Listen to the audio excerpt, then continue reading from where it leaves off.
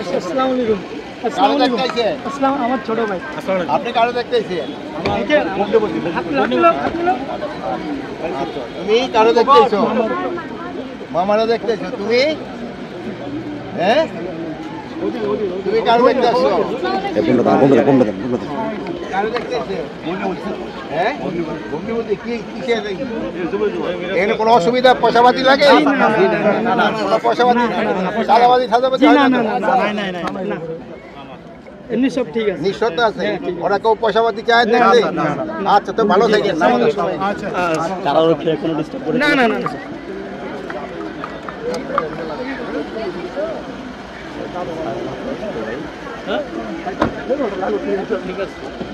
ভালো থেকে আমরা মনে হয় নামাজ পড়ে যেতে রাস্তা কোন জায়গায় আছে? মসজিদ আছে কোন জায়গায়? তোমার ভিতরে? আমার ভিতরে স্যার পুলিশ লাইনে পড়বেন স্যার। ওটা তো আরো ভিতরে। এক্সট্রিম মশার কয়েল প্ল্যান্ট ফাইবার দিয়ে তৈরি, তাই সহজে ভাঙে না, সুগন্ধিযুক্ত ও নিরবিচ্ছিন্নভাবে জ্বলে। ডেঙ্গু, চিকুনগুনিয়া বাহি সহ যে কোনো মশার বিরুদ্ধে দেয় এক্সট্রিম সুরক্ষা। রাজারবাগে পড়ে যাবো। রাজারবাগে পড়েন স্যার, সময় আছে যেতে পারবেন স্যার। তাহলে আমি স্কুল করে রাজারবাগ বলবো স্যার। আমরা বুঝে দেবো না দরকার। স্যার স্যার স্যার আচ্ছা, ভালো থেকে স্যার। আচ্ছা আচ্ছা হ্যাঁ দর্শক, আমরা দেখতে পাচ্ছি যে স্বরাষ্ট্র উপদেষ্টা অবসরপ্রাপ্ত লেফটেন্যান্ট জেনারেল জাহাঙ্গীর আলম চৌধুরী, যিনি কেরানীগঞ্জ কেন্দ্রীয় কারাগারে এসে যারা দর্শনার্থী রয়েছেন তাদের খোঁজ খবর নিয়েছেন।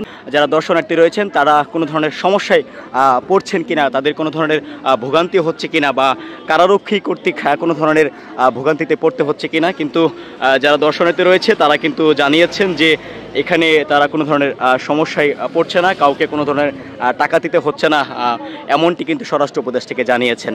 দর্শক, আমরা দেখেছি যে ঠিক স্বরাষ্ট্র উপদেষ্টা তিনি গাড়ি থেকে নেমে এখানে যারা দর্শনার্থী রয়েছেন তাদের সাথে কথা বলেছেন, তাদের সাথে কথা বলে জানার চেষ্টা করেছেন যে এখানে যারা রয়েছেন তাদের কোনোরূপ সমস্যা হচ্ছে কিনা, তারা ঠিকঠাক মতো কারাগারে যারা রয়েছেন তাদের সাথে সাক্ষাৎ করতে পারছে কিনা।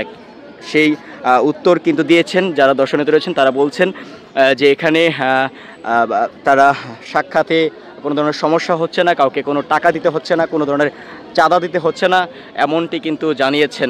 দর্শক, আজকে স্বরাষ্ট্র উপদেষ্টা অবসরপ্রাপ্ত লেফটেন্যান্ট জেনারেল জাহাঙ্গীর আলম চৌধুরী তিনি কেরানীগঞ্জ কারাগার পরিদর্শনে এলে আমরা দেখতে পেয়েছি যে তিনি যখন যাচ্ছিলেন ঠিক তখনই কিন্তু তিনি গাড়ি থেকে নেমে এখানে যারা দর্শনার্থী রয়েছেন তাদের সাথে তিনি কথা বলেন। কথা বলার এক পর্যায়ে তিনি দর্শনার্থীদের খোঁজ খবর নেন যে কোনো রকম হয়রানিতে পড়তে হচ্ছে কিনা বা কাউকে টাকা দিয়ে সাক্ষাৎ করতে হচ্ছে কিনা বা কারারক্ষী কর্তৃক কোনো ধরনের